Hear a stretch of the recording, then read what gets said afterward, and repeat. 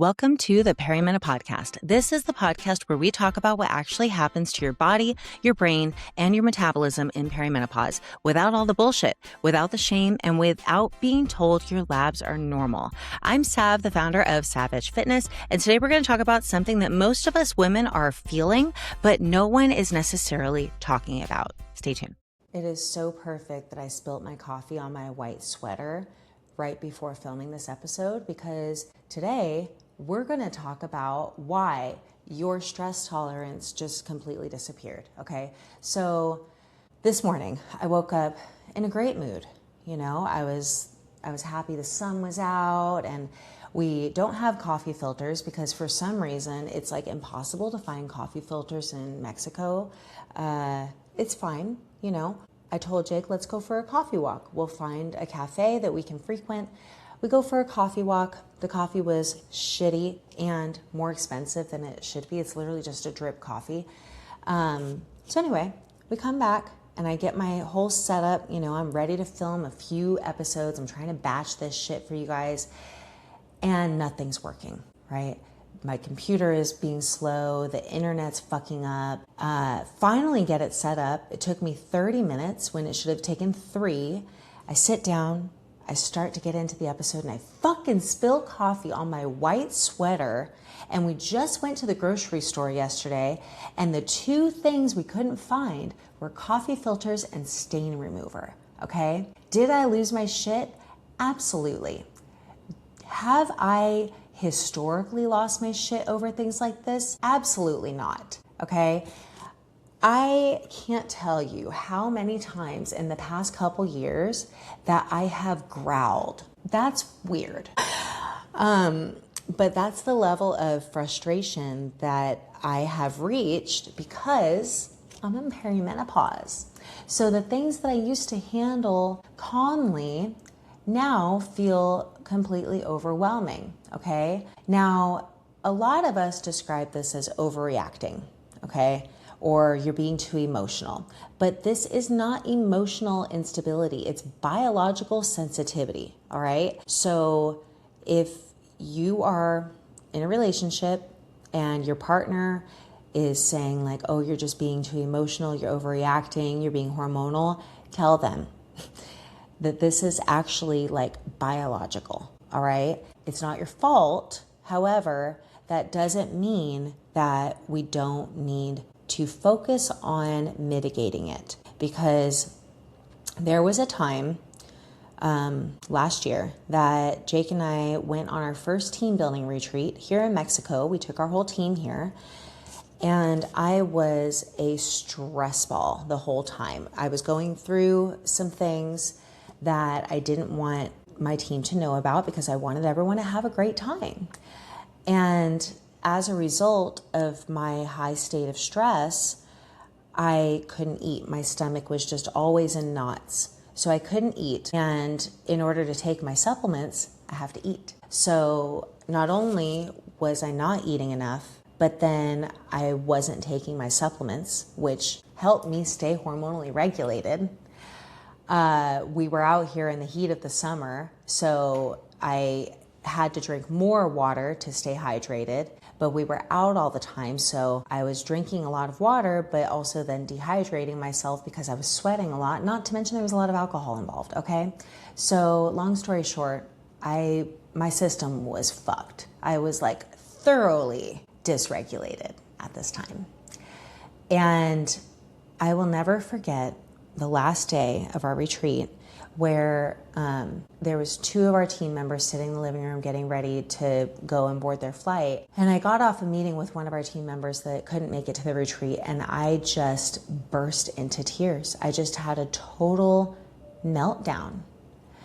And the look on their faces made me feel so terrible, because one of them said, does that happen to you when you get off of meetings with me? And I was just like so fucking embarrassed. You know, as a business owner, as a leader, you're supposed to be an example, not just an example when it comes to like discipline, but an example when it comes to emotional regulation and stress management. If you are dysregulated hormonally. It's really difficult for other people to feel confident in you. It's really difficult for people to trust your decisions. And so that was the moment that I realized I needed to treat myself like I treat our clients. So I got my own lab work done, and it was very apparent why I had reacted that way. My cortisol was totally fucked up. Now, when I say my cortisol was fucked, I need to mention it wasn't extremely high or low. It was dysregulated. It was having a difficult time metabolizing. Okay. Now this is very, very important because I hear a lot of us women go to get our lab work done and we say, oh, I have high cortisol. But when you get your lab work done, if they are doing a blood test and they're only doing that blood test at one point in time, that's only showing your cortisol at that point in time. Your cortisol is supposed to rise and fall throughout the day. Okay. So that's why we do a Dutch test. We do a dried urine sample to see how your cortisol is fluctuating throughout the day and also how your body is metabolizing cortisol. This is so important because I was producing a healthy amount of cortisol. I wasn't metabolizing it. And if I had just gone to my doctor for a standard blood test to check my cortisol, we wouldn't have caught that. Okay. So super, super important. Please make sure that you are using this information to advocate for yourself when you go to get your labs done. Side note, if your doctor can't do this kind of cortisol testing, just let me know. We can order your Dutch test, okay? Shoot me a message on Instagram at @sav_tastic. So anyway, another thing that was happening with me is my estrogen and progesterone were dropping. Because, hi, I'm in perimenopause. That's the name of the game. But estrogen plays a buffering role against cortisol. So what does that mean? That means that as estrogen becomes erratic, cortisol responses become exaggerated and harder to shut off. This means that your body stays in stress longer. Your body stays in a stress response longer, even after the stressor is gone. So after that burst of tears, I don't even know what it was about that meeting that even caused that. I really don't. I couldn't tell you to this day.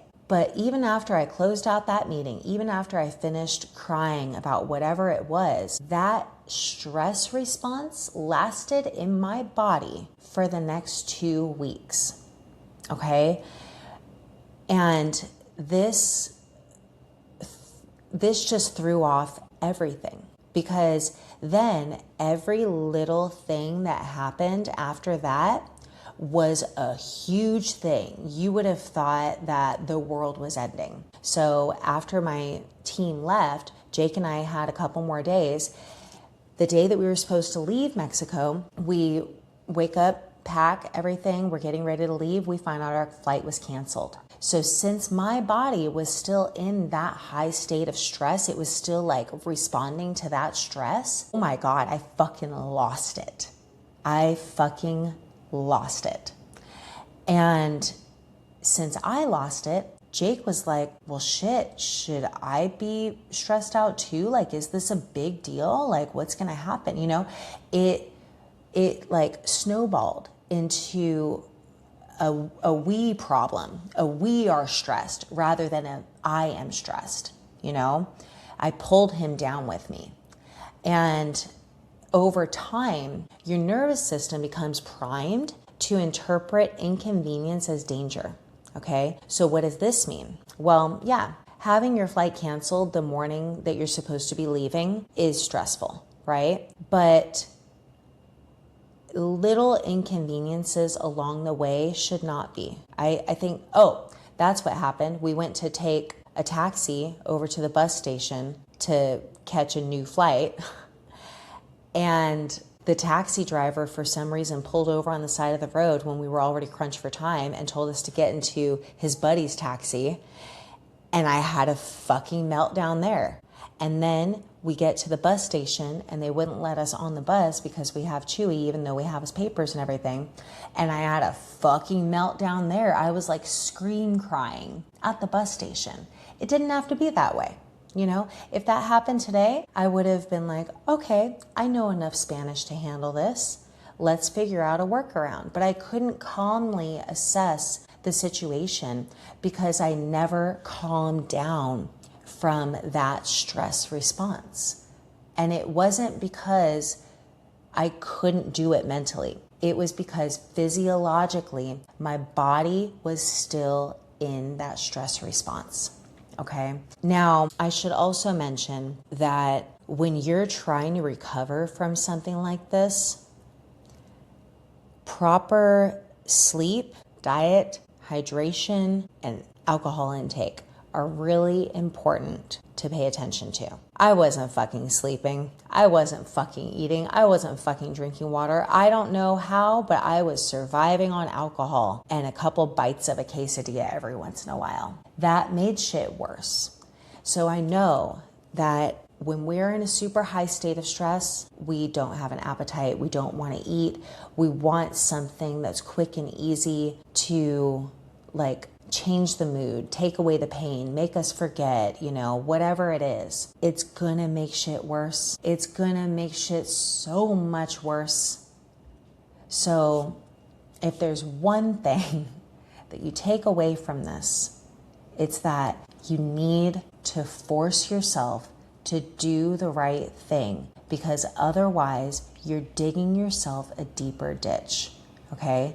This was the moment that I became suicidal for the first time in my entire life. I wouldn't have gotten there if I took the appropriate actions after that trigger, okay? So if stress feels unbearable now that you're in perimenopause, you're not being dramatic, okay? It's because your body lost its hormonal buffer, and that can be rebuilt, okay? You're not broken. So I know I've said this in other episodes, but I'm going to say it again because it's so important. Please don't go straight into HRT. You have to run the proper lab work first. If you go to your doctor and they run your labs and they say everything's normal, send them over to me and I will tell you if they're normal or not, okay? All you have to do is message me the word diagnostic, and I will reply back to you with where you can send that lab work.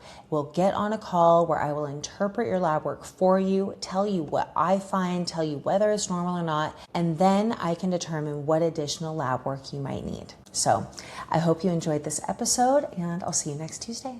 If this episode felt uncomfortably accurate, I want you to know you're not broken and you're not imagining this. You can follow me on Instagram at sav_tastic, where I talk about everything perimenopause, hormones, metabolism, and what actually works for women in this phase of life. And if you're ready to understand your hormones instead of just guessing or, again, being told that your labs are normal when you don't feel normal, check the link in the show notes. I'll talk to you next time.